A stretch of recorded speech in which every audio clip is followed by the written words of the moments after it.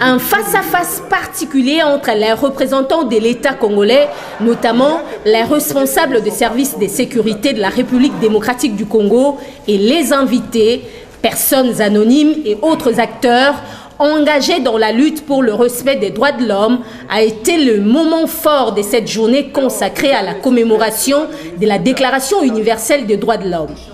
Les participants ont tenu à avoir des réponses et explications claires sur les mesures de détention et répression des manifestants en République démocratique du Congo.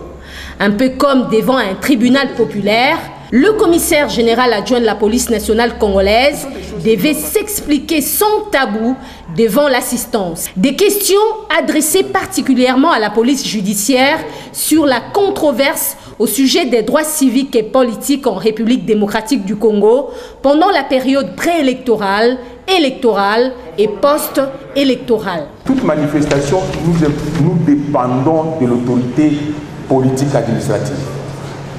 C'est l'autorité politique administrative qui doit se mettre au premier rang pour dire aux manifestants reculer, que les bons citoyens se retirent parce que la police va faire usage des armes. Quelle arme? Arme non létale. Arme non létale. C'est ce que vous avez toujours des grenades assourdissantes, les grenades lacrymogènes pour repousser les manifestants. C'est ce qui est toujours d'application au sein de la police nationale. Pourquoi les agents de la police nationale n'observent pas l'article 28 de la Constitution?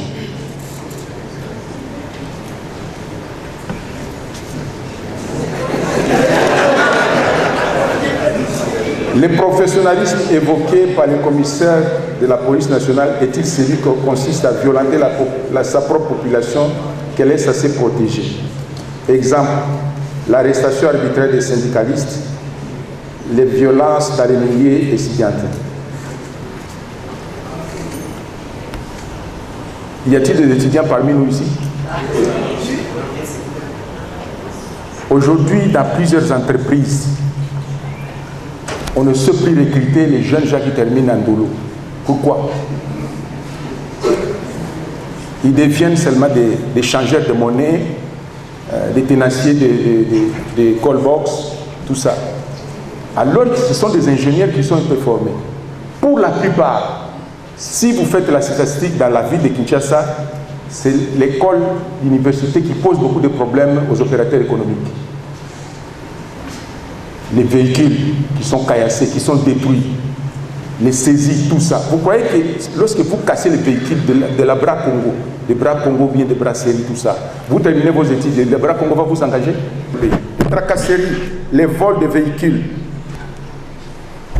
Quelles sont les préventions prises par la police nationale congolaise pour diminuer les taux de criminalité dans notre ville? C'est la communication. Ce que nous appelons le mode de fonctionnement de la police, c'est la police de proximité.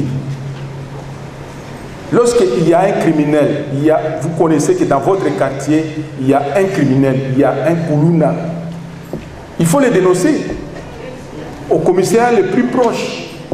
On va les mettre hors d'état de nuire. C'est seulement ça, la dénonciation, la collaboration entre la population et la police. Lorsqu'il y a cette collaboration entre la population et la police, il sera plus facile à tout citoyen d'aller dénoncer les faits au sein du commissariat le plus proche, au commandant, et immédiatement la police va intervenir pour mettre hors d'état de nuire ces criminels. C'est seulement, je vous demanderai seulement la collaboration. Il y aura peu de tracasseries à travers la... Un intérêt a été aussi manifesté sur les cas des journalistes arrêtés ou détenus en prison pour des délits de presse. La classe politique congolaise a divisé les journalistes en deux classes. Il y a les journalistes de l'opposition et les journalistes de la majorité présidentielle. Et que tous ceux qui sont classés comme journalistes de l'opposition n'ont pas le droit, n'est-ce pas, de couvrir les manifestations dites de la majorité présidentielle. Et les journalistes n'est-ce pas, qui font de la témérité sont chassés et sont malmenés. On leur dit: allez couvrir les manifestations de l'opposition, allez vous faire couper là-bas, ici nous n'avons pas d'argent à vous donner. Et à JED, nous nous sommes interrogés, est-ce que l'information aujourd'hui a une coloration politique?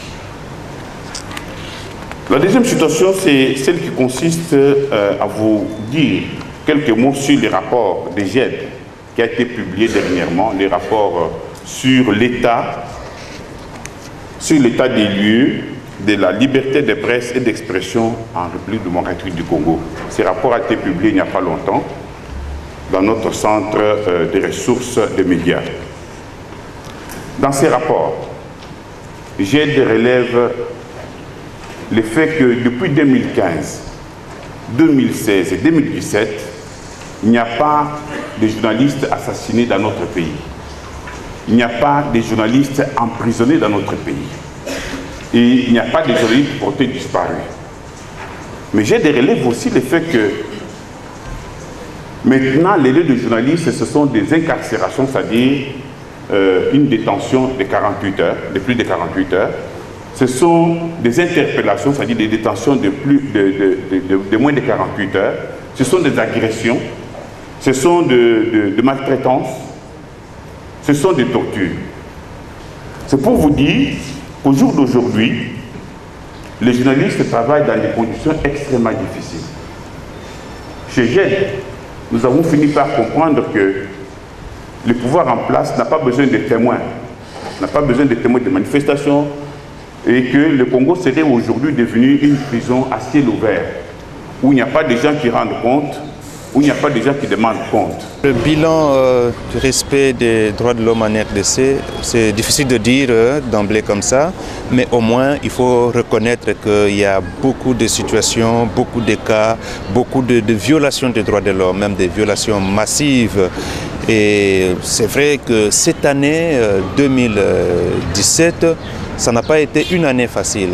Et tout ceci, nous disons que c'est à cause de la non-tenue des élections en 2016, 2017. Aujourd'hui, il y a un calendrier et il n'y a pas de consensus des acteurs politiques sur l'organisation des élections en 2018. Et cela est à la base de plusieurs cas de violation des droits de l'homme et apparemment même une menace à la République, à la société démocratique et même la remise en cause de plusieurs acquis que l'on a déjà dans ce pays par rapport aux droits de l'homme. Pour nous, activistes des droits de l'homme, parce que c'est une journée qui est venue nous ouvrir beaucoup de portes et nous faire comprendre qu'est-ce que nous attendons par nos droits, qu'est-ce que nous attendons par les droits de l'homme. Avant, bon, on confondait certains faits, on les prenait avec beaucoup de légèreté, on prenait certains faits de violation des droits de l'homme avec beaucoup de légèreté, mais à partir de cette journée, nous avons compris que certains faits constituent nécessairement des cas de violation des droits de l'homme. Les échanges et discussions qui ont eu lieu entre public et acteurs étatiques ont permis à l'ensemble d'invités de mesurer les défis de la République démocratique du Congo sur le respect des textes en matière de droits de l'homme.